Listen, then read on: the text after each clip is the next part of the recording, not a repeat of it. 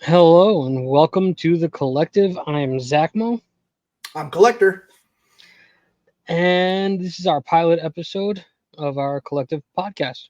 You can expect to learn about all things collecting. So sit back, relax, have fun, enjoy. Sweet. Uh, yeah. So why don't you tell us what was the first thing you ever started collecting? First thing I started collecting was definitely Pokemon cards back in 1999 when they first hit the US. I was 7 years old, and I can definitely remember going to the store on the avenue and going with some friends and getting some Pokemon cards and ripping, looking for them Charizards. On the avenue, like you would like go to bodegas trying to find Pokemon cards, Yeah, there was a specific like store fake called. fake Pokemon cards too. They might have had fake. I couldn't remember that far back. I'm not that old, but you know, it was a specific store called Lotus that we used to go Lotus. to. Yeah, This was a sex shop. You were not. This was not Pokemon cards. You were buying dildos. no, it was definitely not a sex shop. I think it was a like an old school candy bar. Lotus. Yeah, Okay. because they had like a whole bar set up with like bar stools, but they mostly sold like gift cards or like like holiday cards and stuff like that, and a crap ton of Pokemon cards. And I remember specifically going there and just going ape shit on it. Interesting. I didn't have a sex shop that I bought Pokemon cards from. I went to a different toy Must be store. nice. Whoops. Yeah.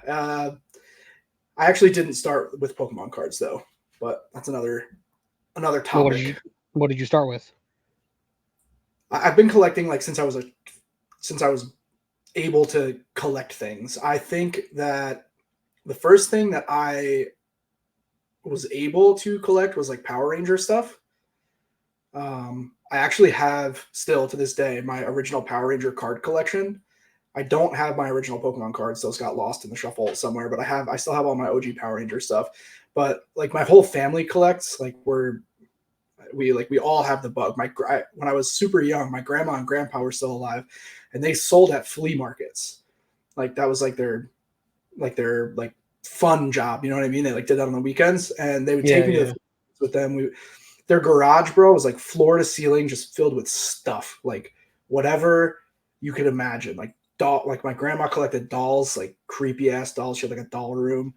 My I hate grandpa, creepy dolls. yeah, dude, oh my god, they were bad. I My went to grandpa's a therapist when I was in sixth grade, and the room was just full of creepy dolls. in a How therapist's am I office. supposed how am I supposed to feel calm in a therapist office when all I can see are just dolls looking at me? Yeah, It no, was that's not my style terrible, either. That's awful. That is awful. terrible. So my grandpa was a mechanic, and he had like a lot of different tools. Anyway, they had stuff, and they got that. I think that's like where I got the collecting bug. Um, Hmm. my uncles and cousins, they all collect too. So I have some cousins that are a little bit older than me. They were into Teenage Mutant Ninja Turtles. I inherited their collections when they grew out of them. So I had Power Rangers and TMNT before I ever had Pokemon. But then as soon as Pokemon came out, I was like pretty heavy into it. Um, and we would go and buy packs or whatever, trade the cards, do all that stuff. But I collected a lot of different things. I collected like Dan Marino memorabilia. The movie Ace Hmm. Ventura was like my connection to the sports world. I was never like big into sports, but Ace Ventura was like one of my favorite movies. And yeah, so I collected Dan Marino memorabilia. Just Side gonna quest interrupt you right story. there. You said when you used to trade and everything. That was back when trading didn't really matter with value. It was all about Oh, trading for what you traded for what you wanted. absolutely. Like, oh man, that Weedle's cool. Let me get it. Here's a Charizard. I Yep. mean, 30 years later, you're regretting it, but you got that Weedle Well, I'll and tell you you were what, happy. dude. So I think a lot of that is still alive today in the younger generations of Pokemon collectors. Uh, have an office at a Pokemon store, and sometimes these kids come in with these trades that they've done, and it's like, what are you doing? But I actually, at the same time, it's like it's more pure. You know what I mean? That's what Definitely. collecting is about. Definitely. We today there's a lot, and we'll talk. I'm sure we'll talk about this on future episodes or later tonight, maybe. But there's a lot of like investing and money and how much is this worth? How much is that worth? And when we were 7, 8 years old, I mean, a Charizard was worth $1 million, in my Oh, head, definitely. Yeah, and definitely. but so was the Kangaskhan that I needed, and Yeah. in your case, the Weedle, which is lame Hey, even then. listen, String Shot String shot. is unmatched. Okay, it's You know goaded. how? Yeah, it's goaded. Don't try me on that. All right. So I'll save my I have a side quest story. I'll bring it up another time. I said side quest story and then never got to it, but I'll bring it up another time regarding Dan Marino. There's a something to keep the users coming back. You'll hear more about Dan Marino in the future. So if you want to hear about Dan Marino, you got to make sure you come back. Episode 63. We'll be talking about Mr. Marino.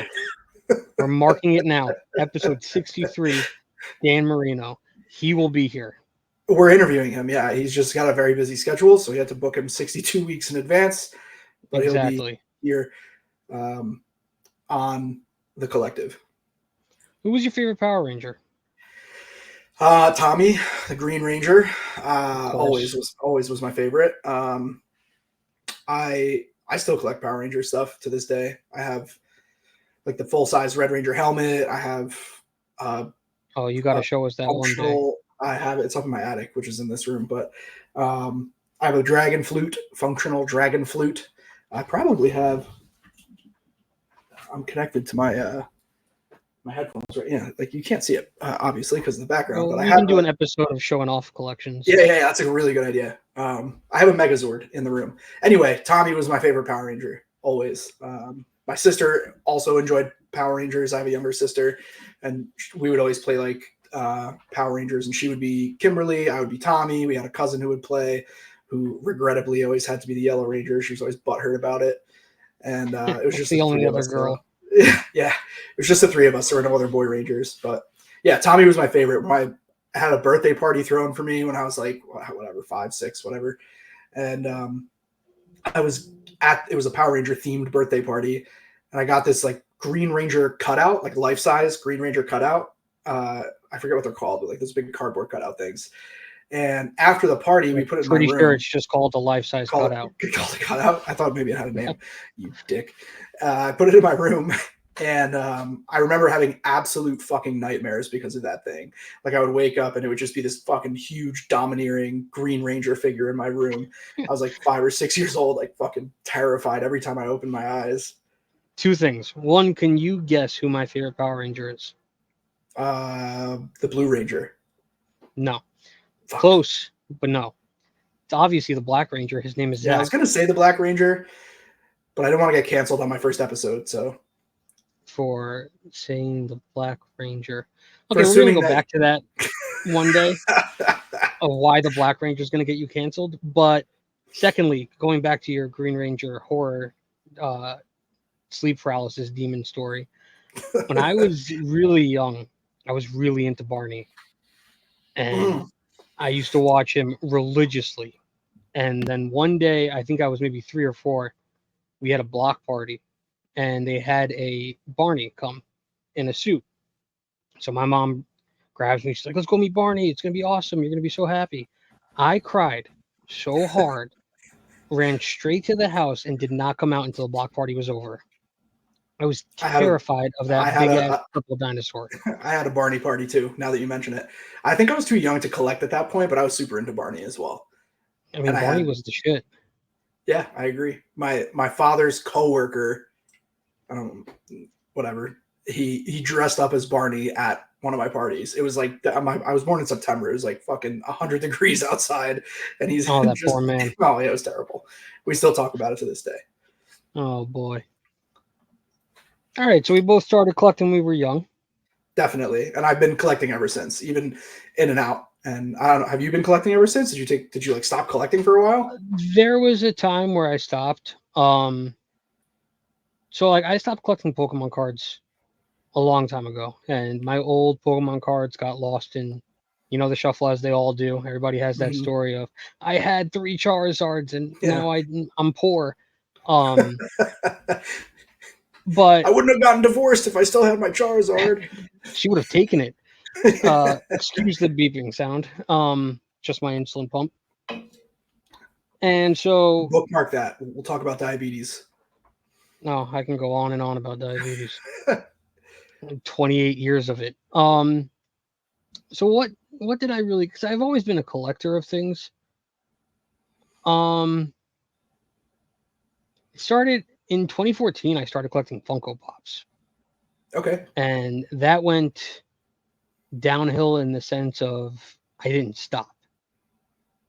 I think I Still, like have you're at still least actively collecting. no. I mean it stopped because I got back into Pokemon Got it. thanks to Okay. a Mister Collector. Um, but actually no, it was my good friend George who got me back into Pokemon cards, and then I just happened upon your stream.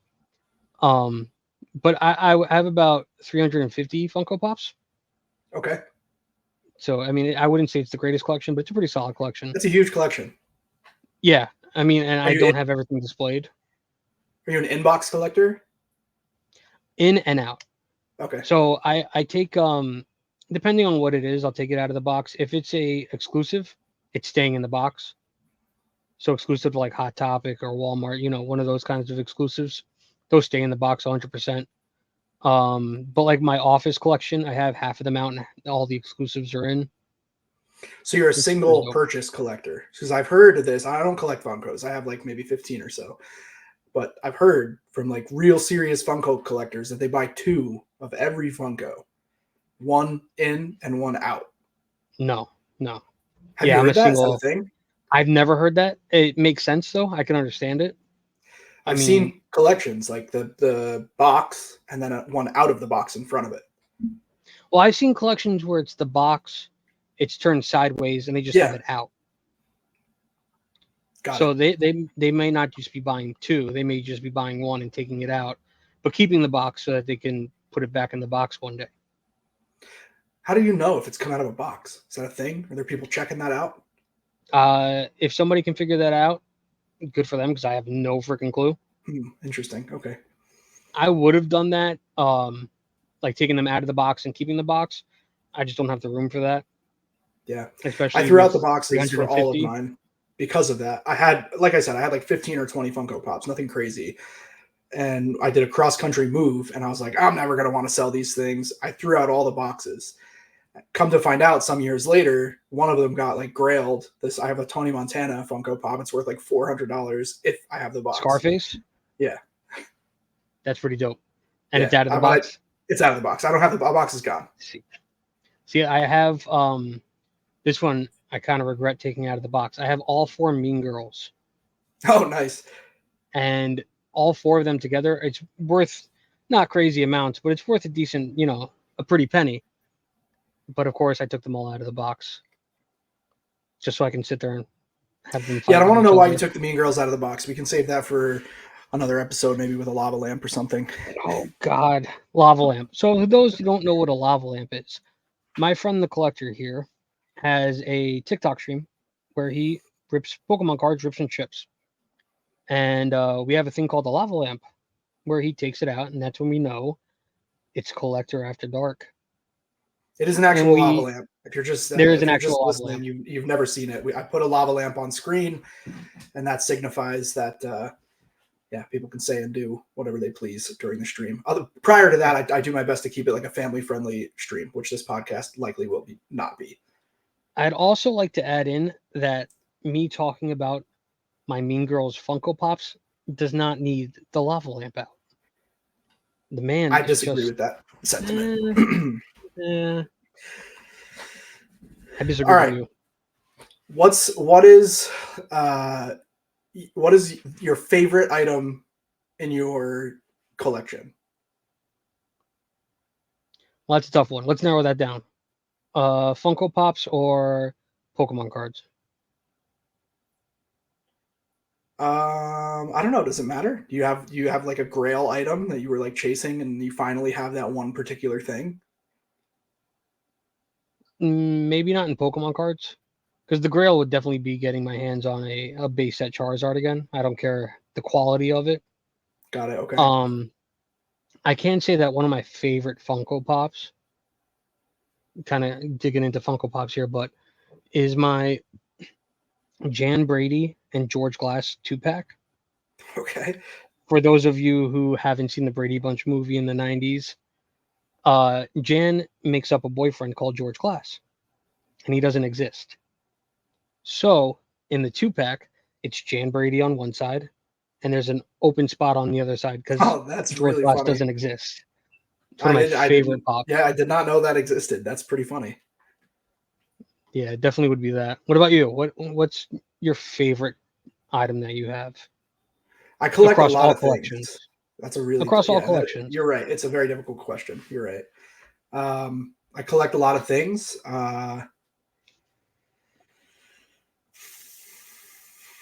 I don't know, man. It was one of the things I wanted to talk about. My favorites change quite often. I would say at the moment, the thing I would have the hardest time letting go of is my PSA 10 Gengar Alt Art Can I have it? slab. You know, I love it. I think it's awesome. I think it's one of the best alternate arts in the Sword and Shield era of Pokemon. I like it more than the vintage slabs I have. I have a lot of vintage Gengar stuff. I used to have a lot of vintage Charizard stuff. But for me, my collections are constantly rotating.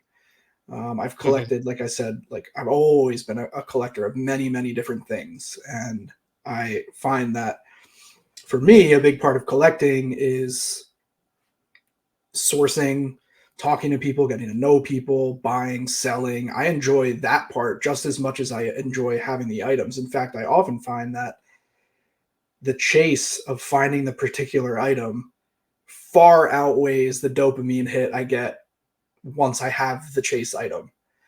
For me, it's about like the journey of getting it more than it is about having it, which I think is different from some other collectors. A lot of people like want to have their items, displayed or in their collection box or however they keep their things. But for me, I don't know. Maybe it's because I've been collecting so many things for so long. I just find that oftentimes finding the item is more important than actually having the item itself. Is I that weird? can I I don't can know. agree with that. No, I can agree with that. In some aspects, I definitely feel like right now I'm trying to master the Paldean Fates set, and the chase of getting all of these cards, because I've narrowed it down to a heck of a smaller number than what it was. Um, and the chase of getting all of them has been a lot more fun than having all of them. I think because Yeah. like I mastered the 151 set, Hmm. and On now it's stream, just like first set you mastered. okay, calm down. I was very And happy about it. I helped you along the way, you jerk. you did. I appreciate it. And now it just sits in a binder, and that's what it's doing. So I definitely Yeah, and that's understand what you're saying. that's my point with a lot of these collections, right? Like I collect pretty high end slabs. A lot of what I do in my job requires me to um, make big purchases, and oftentimes it just so happens that making trades is easier than making big purchases. So I end up with high end slabs, or I trade high end slabs for other items, et cetera, et cetera. And I like will just be jonesing to get my hands on a particular slab, a graded card. If you don't know what that is, they're graded by an external company. It increases the value. Anyway, finding the slab is way more exciting and exhilarating than owning it. Because to your point, like it just sits in my slab box. You know, I take them out, I look at Right. them, I put them on display on stream. They're cool to have, but I think it's more about the people and the community of collectors. For me, there's other collectors that probably feel very differently about that, but that's for me is what it's all about. You know, Well, there's also there's the collectors that are in it primarily for the investment and the money and the right? flipping of these items. But I definitely feel like with the community that you've built with the collectors club, it it's a whole lot more fun trading, finding things that you need, having things that other people need, and sometimes I don't even trade. I'm just here, you can have it. I don't need it. You need it for your set.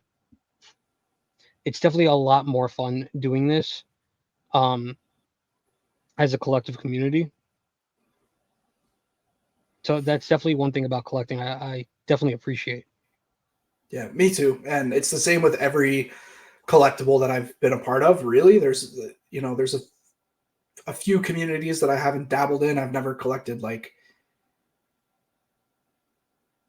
actually I don't know everything. I was just gonna say like I've never collected stamps. That's not true. I have a stamp collection. I was gonna say I never collected coins, but I have a coin collection. Loser. Dude, I'm gonna show you my stamps. They're sick. I have like Marvel stamps, DC stamps, Disney stamps. They're not stamps from like the 20s. They're modern stamps. Anyway, uh, coins I collected for a short Loser. coins I collected for a short time.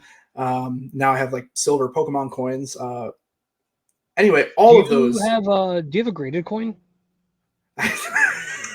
All right, that's a callback to the stream. You'd have to be a part of the stream to understand why that's funny. Yes, I have a graded coin. Is it Um, green? it is green. It is a green graded file plume So if you coin. didn't know, you can grade cards and put them in a slab using an external company, like he said, or you can grade these Pokemon coins. And he just happens to have one, and I like busting his balls about it. Yeah, you can grade any coin, actually. PSA will grade real currency as well. There's several companies that grade currency, and it's extremely expensive.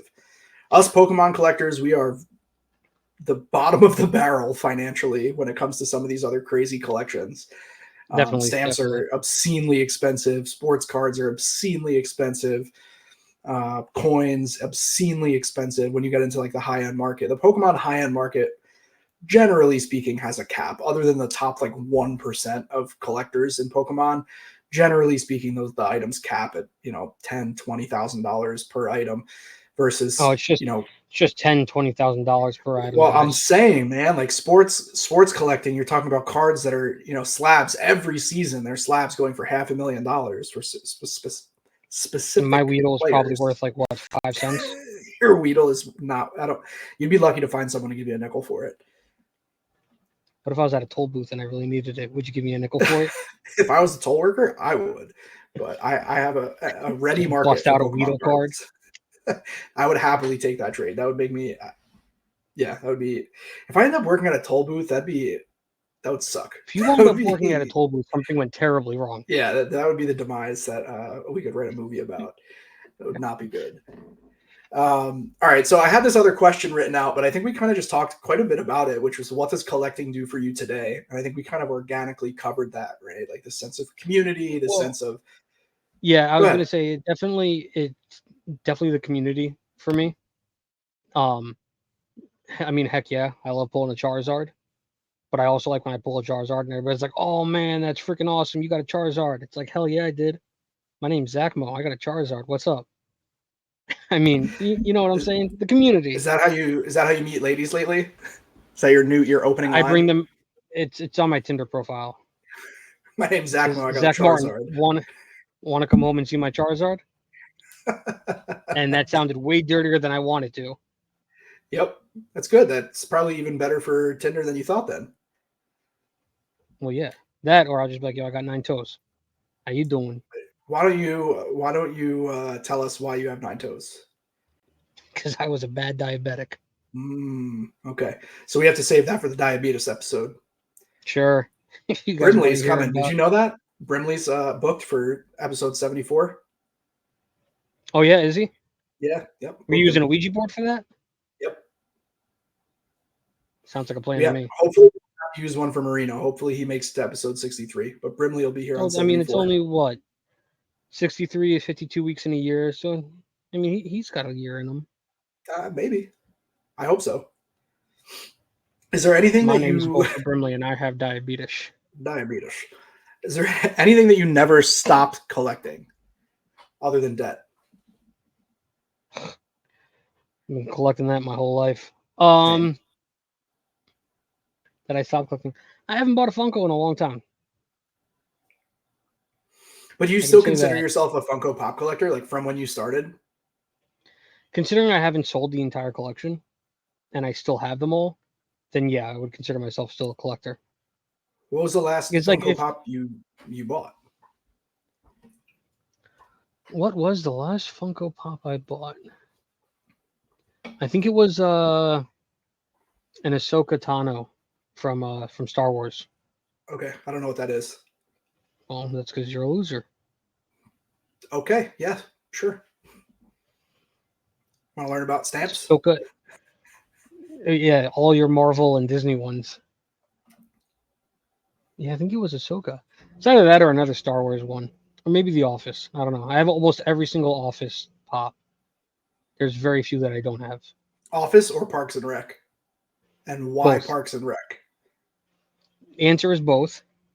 I think I Can't be do both. actually have every single Parks and Rec one that they made. Except for maybe one. Nope, I do have that one. Parks and Rec. See, this is a conversation definitely for a whole episode to go into which one is better.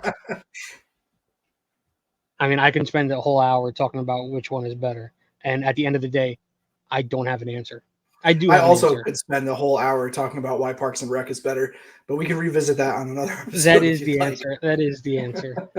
Listen, The Office is fantastic, but Parks and Rec is better. I think so too.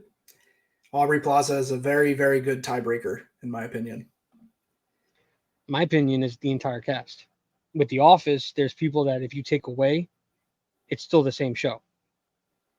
That's actually a good If you point. I take never really thought about it that way. if you take anybody out of Parks and Rec because it's such a smaller cast, it's a completely different show. Yeah, it is. You're right. Every character on that show plays a Has a vital purpose. role. Yeah. Yep. Yep. You're right. Very And that's just interesting. like my opinion, man. Well, those are welcome here. We will talk about opinions. Definitely.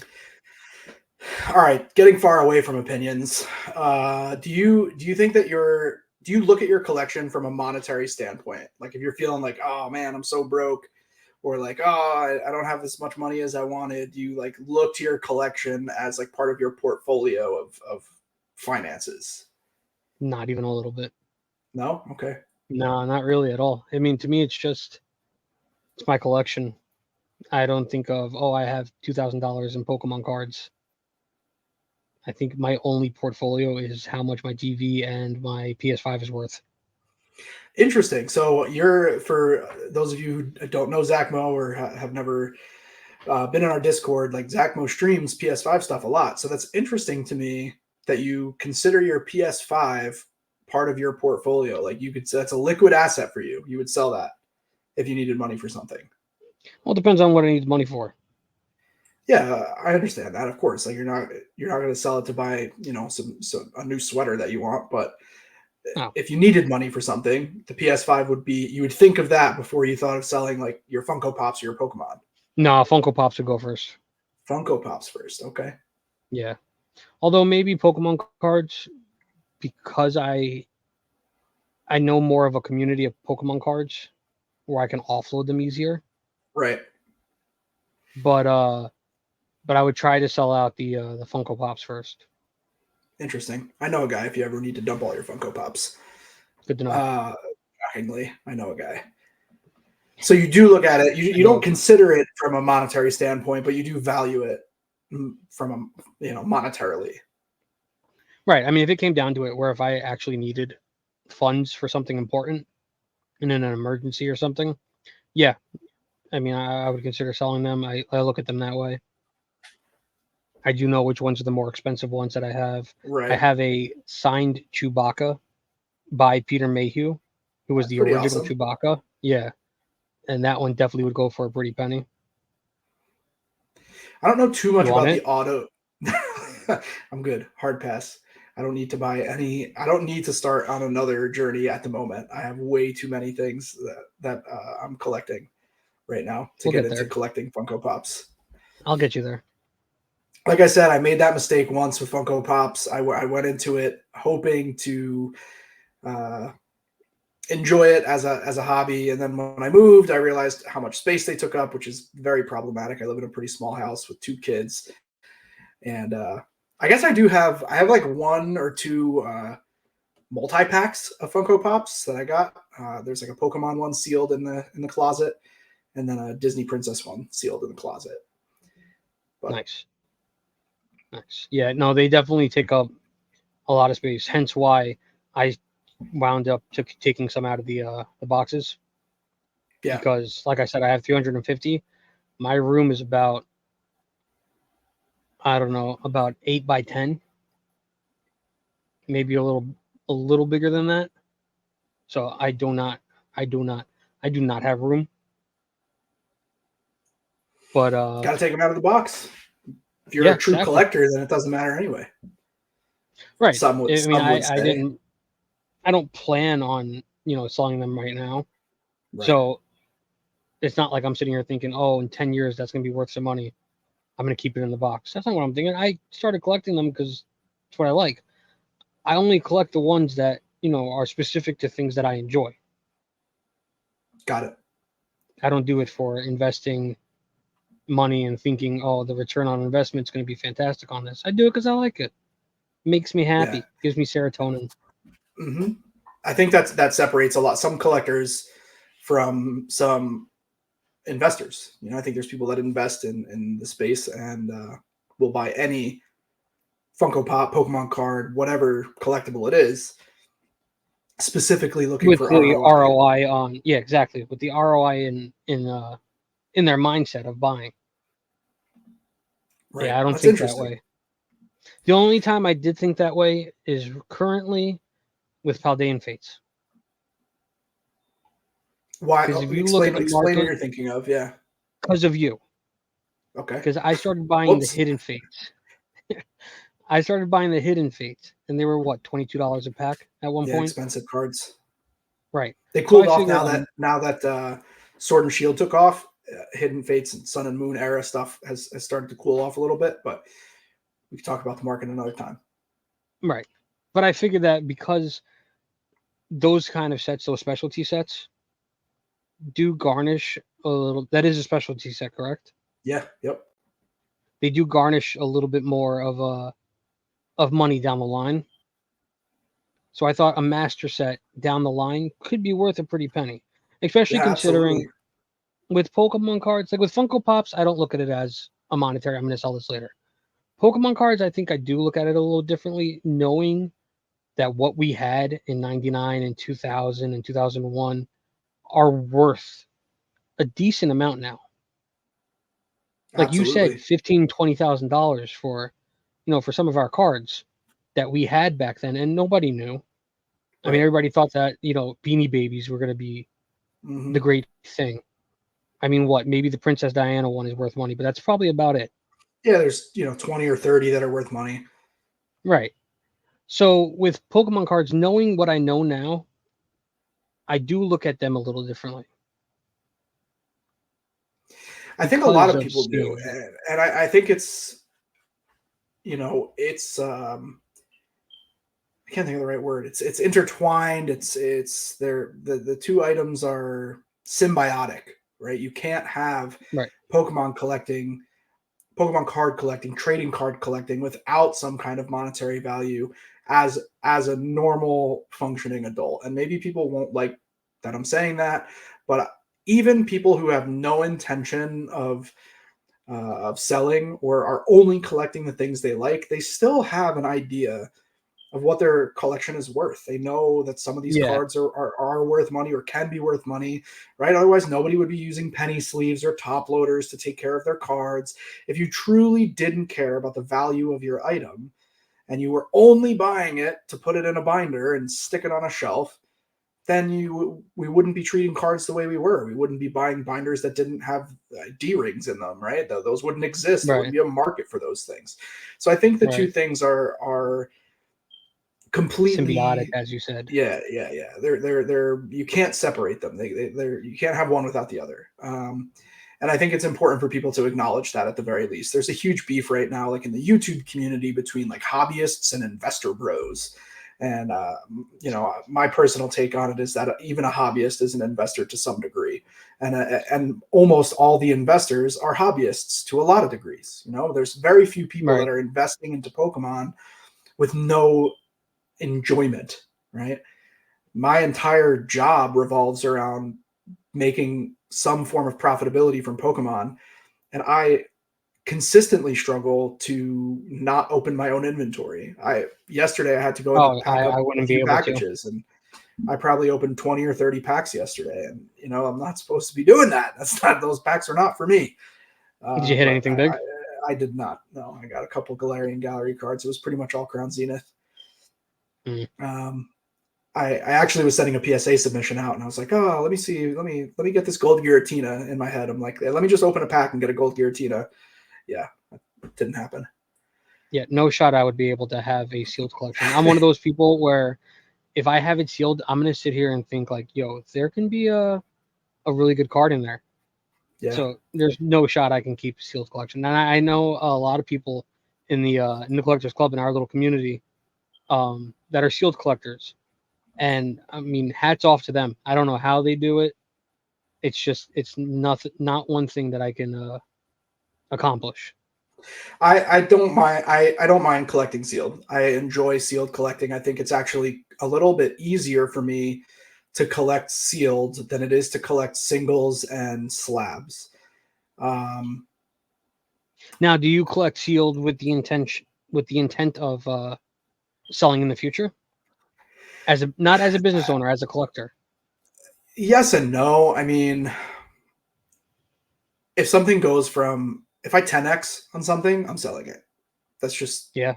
I have 2 kids. You know what I mean? Like if something that I bought is now 10x, if my house 10x is, I'm selling it. If my car 10x is, which it would never do, I'm selling it. You know, anything. And if you're confused by the term 10x, people, he's saying if it's 10 times more than what he bought it. I've Yeah, never heard yeah. anybody said if that 10x is what is that? I'm sorry. Maybe it's more of an investment or business type term, but 10xing is there's a whole you can go down a whole YouTube rabbit hole about 10xing and how hard it is to 10x on something. And crypto is something that you can 10x on if you're lucky. You can also lose all your money in crypto. And Pokemon is something that you can pretty easily 10x on. And This all sounds like a euphemism. no. Anyway, the point is, if something gained that amount of value, and I needed the finances, I would sell. There are very, very few things in my collection that I would. Well, that's never... if you needed the finances. Right. Let's say you don't need the finances. Well, then I would be less motivated to sell. Right. Okay. Maybe if somebody offered me a little bit above market price and they needed like it an for their 11x? collection. Yeah, like an 11x, a 10.2x. But no, it's not like as soon as something hits a certain profit margin, I'm ready to sell it.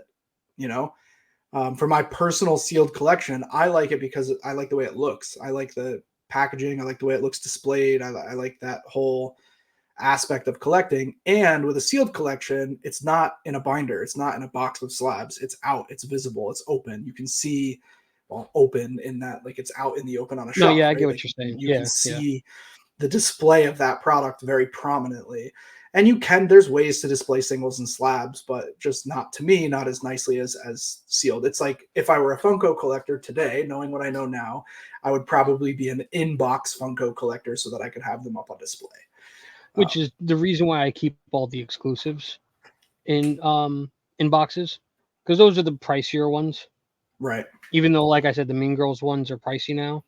Those weren't exclusives, but yeah, I mean, definitely, I wanted to keep the pricier ones in boxes for that reason, just in case someday in the future it needed to go. If I 10x'd on it, it would nice go. Callback. I see what you did there. Thank you. I'm glad you caught that. Yeah, I got that. But also, yeah, with my Funko, they're all on shelves around my room. Yeah, I've seen it. I've seen the shelves. Right. So like I'm what I'm bringing that up for is likening it to your sealed collection. Right. It's not in a binder. It's out there. You can see it. Yeah, I agree. I'll also put that in my Tinder profile. All right. So what's your favorite part of collecting? I think maybe we kind of already covered this, but it's one of the questions I have written down. You think we covered it well enough? I think we covered it. Yeah. They don't want to hear about me liking everybody anymore. All right. So what's your least favorite part then of collecting? The money. Okay. I mean, first of all, the fact that we have to spend it to get the things we want. Yeah. And things get expensive. And then sometimes I have no impulse control. I think that's a problem with a ton of collectors experience. I am not a bad influence. Terrible influence. I own a business. You can choose to spend your money wherever you'd like. I provide a service. I Yeah, do yeah. I'm not gonna I do blame. I'm think not gonna blame the business owner. I get you.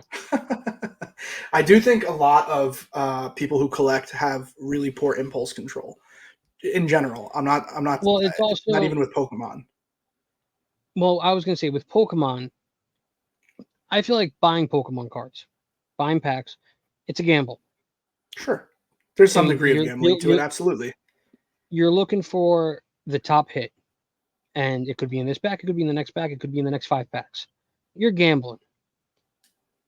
So, in that, some people don't have impulse control. It can become an addiction, Well, definitely. and I'm sure we'll touch on that in a later episode. The dangers of Of gambling addiction collecting. with Pokemon cards. Yeah, it can 100% become an addiction, and so definitely the downside of it is the finances. Right. So Because your before you least know it, favorite you're part. broke. Well, if you're experiencing that issue, then you know the counter argument would be to work on how you're budgeting for your collection. I think a Right? lot Yeah, of of course. people have this FOMO that happens. Like they have to buy it right now. I'm never going to get it if I don't get it right now. And I think that goes way beyond just Pokemon. You talk about Funko Pops and you use 100%. this term, Yeah. the exclusive ones, right? Right. Well, yeah, they're exclusive, they're limited, but how limited? How many are made? Are there 25? Are there 10,000? Right? Well, if you don't get this Right. particular one, can you get it in the future? And that fear of missing on something is what drives all markets, really. Yeah. So, Yeah. Definitely.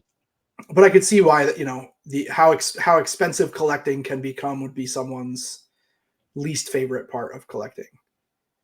I mean, I've set myself a budget on more than one occasion, and I've Have learned you been that I able to do stick have to the it? yeah, I do have the self control. I definitely do have the self control to stick to the budget. There are other nights when I'm just like, fuck it, I'm just gonna buy more. But Right. there are definitely. I wouldn't say it outweighs one another. It's definitely balanced. There's some nights I do have the control, and some nights I don't.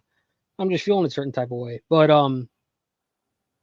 yeah, I mean, it's definitely just the money that that sucks.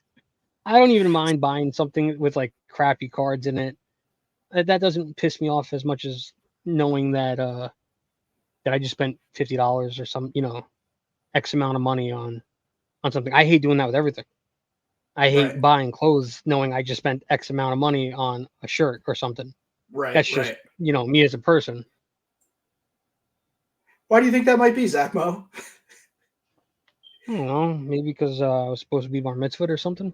Something could be. All right. My So your mom's least maiden name favorite. is Lieb. I don't know. So your least favorite part is the financial aspect of collecting, My least or favorite part of life is the specifically, financial. specifically spending money. So it sounds Yeah, like if you had more money, that would no longer be your least favorite part of collecting. it If probably you still had, would be. you think so? If you had like unlimited funds, you'd still be like super If I tight had about the money. unlimited funds, Yeah, or if you'd you never had hear from enough me again. funds, where would you be?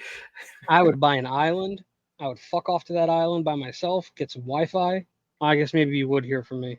Boom. See, you don't want to be alone. No, You're not an alone kind of guy. no, I'm a social butterfly. I'm Yeah, I think we have peacock. You this like gotta let me fly. romantic version of disappearing to an island, but if my That's funding lava weren't an lamp talk. issue, if funding weren't an issue, what do you think your least favorite part of collecting would be? Pulling crap, specifically out of Mm, Pokemon cards. okay, But then if funding, no, I guess it wouldn't be. Because if you I would have just buy unlimited more. funds, then if I exactly. So space. Space. That's my least favorite part. Yeah, It's the that amount of you know what? That space it actually takes might up. take up. That actually might take over financial for me, even now. That is the 100% reason why I stopped collecting Funko. Yeah, Excuse me, because yeah. I I just think I ran out of space space. is space is incredibly difficult for me to manage with my inventory and my personal collection and my sealed collection, all kind of And you got two interwoven kids. into one office. well, I have my office. I have one office that I'm in right now that it needs to be redone, and then I have my other office where I do the stream, and that's where my sealed collection is for the most part. And yeah, space is tough. Space is the hardest part for me. And that, as a business owner, it's very different. But as a collector, I would say space is the hardest part of collecting for me.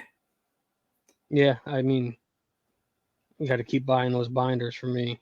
Because I mean, my Pokemon cards, I just keep in binders pretty much, or empty ETB boxes, which also take up space. I think I have 1, 2, 3, 4, 5, 6, 12. I have 13 sitting on top of each other right now, Perfect. next to a whole bunch of Funko Pops, because I ran out of space.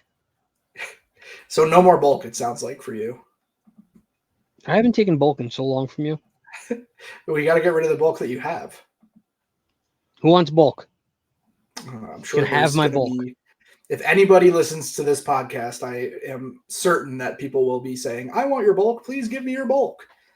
You can have my bulk. Can I have a card for free? That's another one of my least favorite parts of collecting. All the that's not giveaway collecting goblins standpoint. and the. That's not part of your collecting that's standpoint. That's business. No, that's true. My business. You're right. It's hard to keep the two separate. Can a mod take care of that? Hey collector, what's your favorite card? What's the best card you ever pulled? Can I have a free card? I got asked that question 400 times a week. At least. Yeah.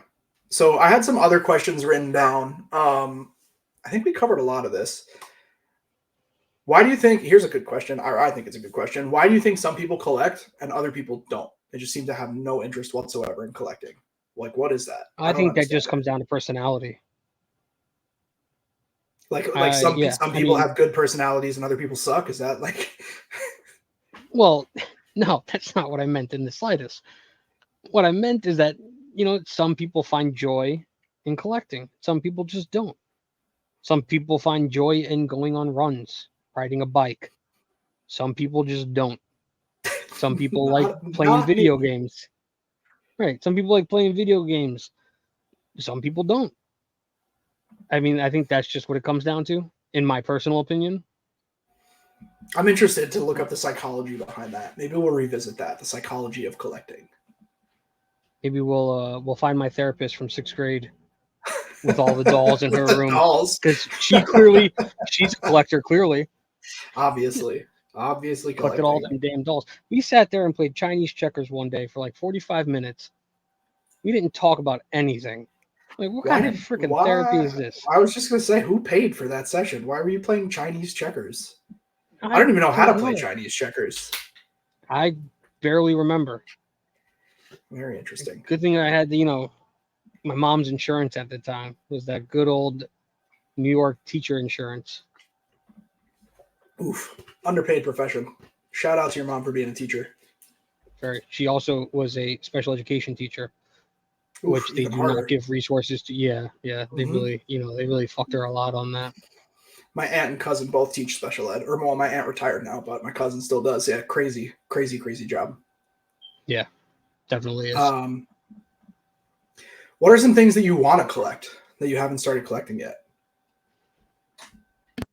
That is a good question. I couldn't tell you. Toes. Oh my god. I'm hearing like a weird sound in my microphone. Oh, there it goes. It stopped. So you want to collect toes because you only have 9? Yes. Got it. Nothing else that you're like, oh yeah, one day I'll start collecting blah, blah, blah. Like, let's go back to this scenario where... serious? Unlimited funds? Yeah, not necessarily unlimited funds, but where, you had the funding to do what you wanted to do. Like, when the collective is the #1 podcast in the world, we take over Kill Tony, we take over My Favorite Murder, we take over all the other top podcasts, Serial. When we're #1 and we're raking in the big podcast bucks, what are you buying? What am I buying? I have no fucking clue. Interesting. Very much an in-the-moment collector. No long-term collection goals. Yeah. I mean, there's nothing I can really think of that draws me into it at the moment. Very interesting. Because if we make it big, not if, when we make it big, let me rephrase that. My mindset isn't what I'm going to collect. It's more, I don't want to rent in New York City anymore. Definitely, I can see that. Yeah. Things like that. Got it. So you're gonna take. But I'm still eating my ramen because there's nothing like a cup of Oh, there's noodles. nothing wrong with cup of noodles. No, People no, don't there know that isn't. bodega life. People don't know what a bodega is all about.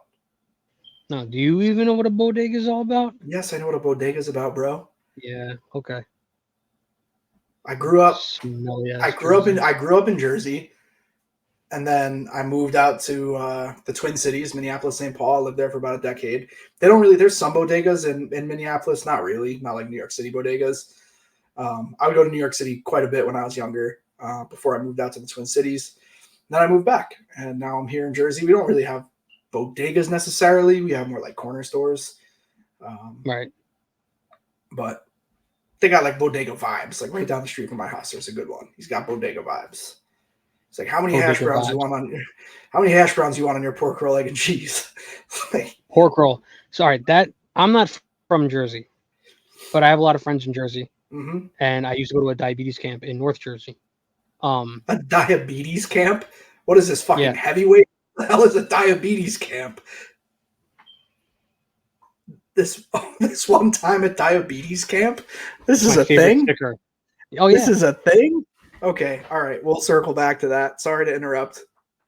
So you said how many hash browns do you want with your pork roll? Is it That's the big Jersey argument. Taylor Hammer pork roll. Taylor Hammer pork roll. Yeah, well, I don't want to go. I can tell you the answer if you'd like to know. It's Taylor Ham. It's not. It's no longer Taylor Ham. It was Taylor Ham at one point. All right, So well, John this Taylor, will have to be okay. Go ahead.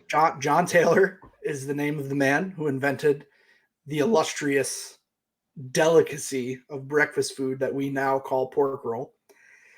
The factory was in Trenton, New Jersey. Still produced. John Taylor Taylor brand pork roll is produced in Trenton, New Jersey.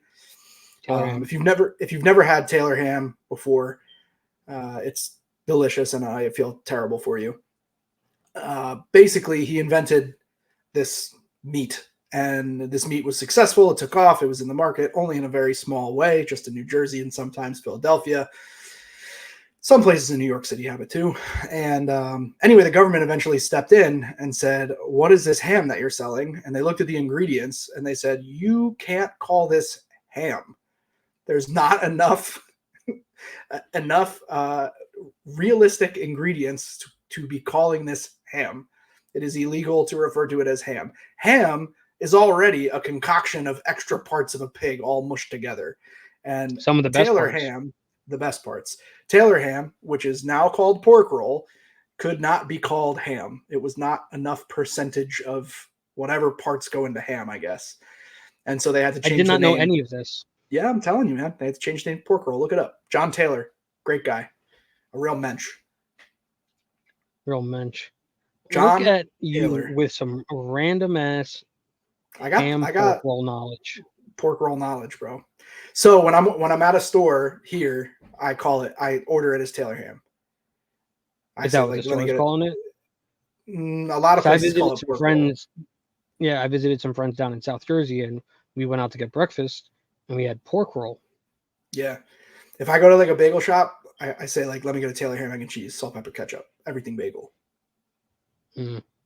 That's the You know way. what bagels are the best bagels? Like, New York City bagels. New York has some decent bagels. Not gonna front. Decent. Decent. They're decent. All right, we're also going to have a whole episode on why New York City bagels are the best bagels. Bantam Bagels closed. How do you fail as a bagel shop in New York City? Explain this. You go on Bleecker Street where the rent is absolutely Dude, they ridiculous. were an international brand. They were in Starbucks. Well, maybe there was more profit staying in Starbucks. Oh no, they're not even in Starbucks No, they're anymore because not. they're not a No, brand. they don't exist anymore. Maybe they started collecting Pokemon cards, and someone doesn't have impulse control. Maybe that's very possible. Bought every PSA 10 base set first edition Zard. During the bubble, during the Jake Paul bubble. Yes.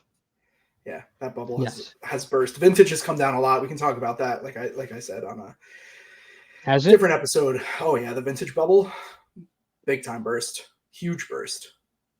It's not 10x anymore. Depends on when you bought in. Still tremendously more valuable than when it first came out, but nothing like what we were seeing during the pandemic. The Jake Paul or Logan Paul bubble. Logan Paul, Jake Paul's boxing. Logan Paul did Pokemon. Anyway, the bubble has burst on vintage. It'll eventually appreciate, but that's another whole debate. There's a whole series of people out there who think that buying vintage Pokemon is the best way to invest in Pokemon. The safest investment, and maybe that's true. It could be. I would say like buying a vintage card at today's prices is kind of like buying into like Google stock or like Coca-Cola stock or some company that has traditionally performed really well very slowly over very long periods of time. Yeah. Vintage is like the real estate version of buying Pokemon, right? You're going to make a little bit of money pretty much every time if you give it enough time.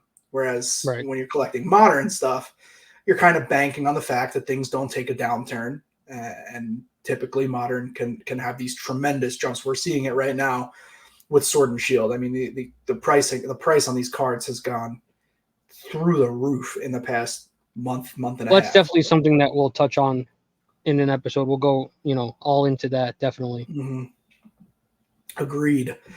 Agreed, amigo. Well, I'm like Well, I out of think, questions. We organically covered all the questions that I had well, written before you down. rudely interrupted me, I was about to say, well, I think we had a solid pilot episode, if you ask me. I think so too. And I think we covered what will be, and pretty much, everybody can get a feel of what we are, who we are, and just listening to two schmucks go back and forth about Pokemon collecting, the state of collecting, state of investing in collecting.